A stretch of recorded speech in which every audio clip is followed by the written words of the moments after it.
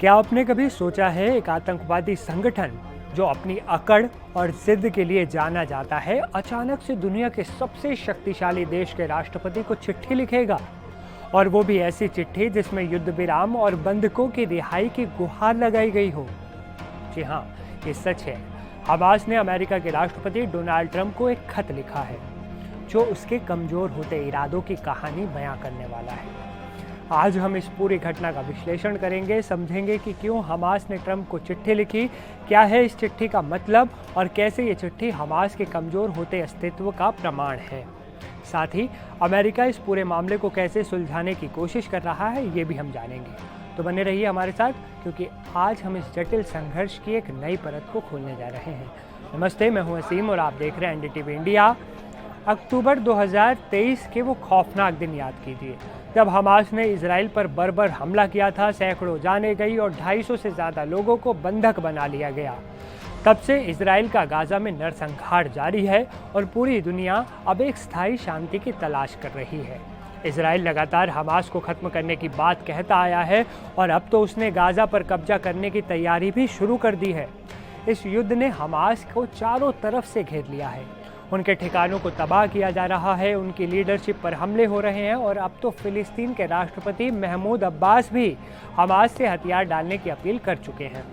वो कह रहे हैं कि गाजा फिलिस्तीन का हिस्सा है और इस पर राज करने का अधिकार हमास का बिल्कुल नहीं है।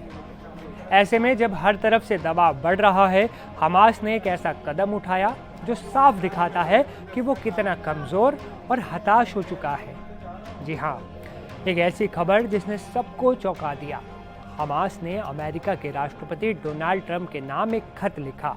सोचिए, एक आतंकवादी संगठन जो खुद को गाजा का मालिक समझता है, वो दुनिया की सबसे बड़ी शक्ति के सामने झुकने को तैयार दिख रहा है।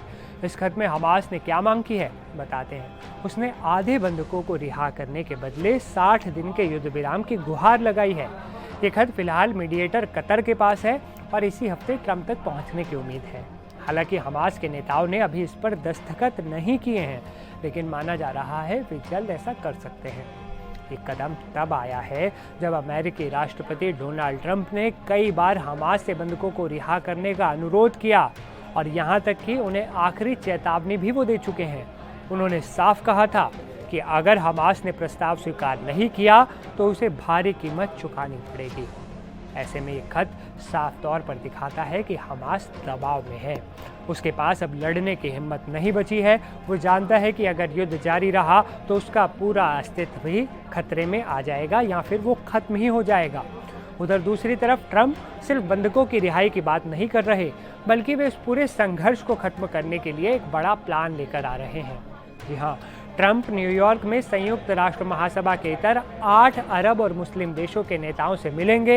इनमें कतर, सऊदी अरब, इंडोनेशिया, तुर्की, पाकिस्तान, मिस्र, यूएई और जॉर्डन जैसे देश शामिल हैं। इस बैठक में ट्रंप गाजा के युद्ध के बाद जो प्रबंधन होगा, इसके लिए अमेरिकी प्लान पेश करेंगे।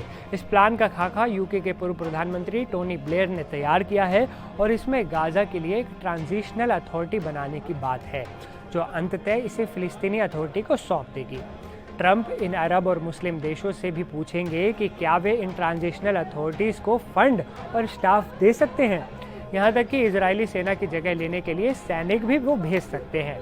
ये दिखाता है कि अमेरिका किस तरह से इजराइल के साथ मिलकर हमास को कमज़ोर करने और गाजा से उसके प्रभाव को पूरी तरह खत्म करने की रणनीति बना चुका है। हमास का ये खत इस अमेरिकी रणनीति की सफलता का ही एक हिस्सा लगता है। इस पूरी कूटनीतिक हलचल के बीच बंधकों की त्रासदी जारी है। हमास ने हाल ही में बंधक अलोन ओहेल का एक नया प्रोपोगेंडा वीडियो जारी किया।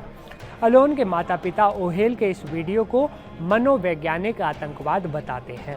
उन्होंने कहा कि वीडियो में साफ दिख रहा है कि अलोन की दाहिनी आंख की रोशनी जा रही है और वो पतला और डरा हुआ है। उन्होंने मांग की है कि किसी भी आगे की बातचीत या मानवीय सहायता से पहले अलोन को आंखों के डॉक्टर को दिखाया जाए। ये वीडियो हमास की क्रूरता और मानव विहीनता को दर्शाता है।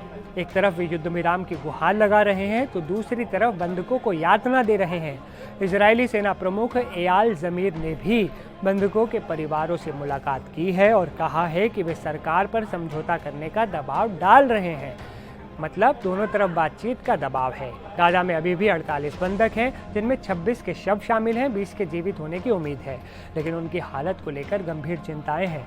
इन सभी के लिए एक समझौता बहुत ज़रूरी है और हमास का ये खत शायद इस दिशा में एक छोटा लेकिन महत्वपूर्ण कदम हो सकता है। दोस्तों, हमास का डोनाल्ड ट्रंप को खत लिखना कोई सामान्य बात नहीं है। ये साफ दिखाता है कि उनका आतंक का साम्राज्य अब चरमरा रहा है। इजराइल का सैन्य दबाव, अंतर्राष्ट्रीय मध्यस्थता और फिलिस्तीनी नेतृत्व का अलगाव, ये सब मिलकर हमास को कमज़ोर कर रहे हैं। अमेरिकी प्लान, अरब देशों की भागीदारी और ट्रंप की चेतावनी, ये सब एक ऐसे भविष्य की ओर इशारा कर रहे हैं जहां गाजा में हमास का राज खत्म हो सकता है। अब देखना ये होगा कि हमास अपने खत पर दस्तखत करता है या नहीं, और अगर करता है तो क्या ये सचमुच शांति की ओर पहला कदम होगा। ये भी देखना होगा कि ट्रंप का प्लान कितना सफल हो पाता है और गाजा को एक नया, शांतिपूर्ण और हमास मुक्त भविष्य मिल पाता है या नहीं। आपको क्या लगता है, क्या ये हमास के अंत की शुरुआत है? अपनी राय हमें कमेंट बॉक्स में ज़रूर बताएं। इस वीडियो को लाइक करें, शेयर करें और हमारे चैनल को सब्सक्राइब करना ना भूलें, ताकि आप ऐसी महत्वपूर्ण खबरों से अपडेटेड रहें। मिलते हैं अगले वीडियो में, तब तक के लिए नमस्कार।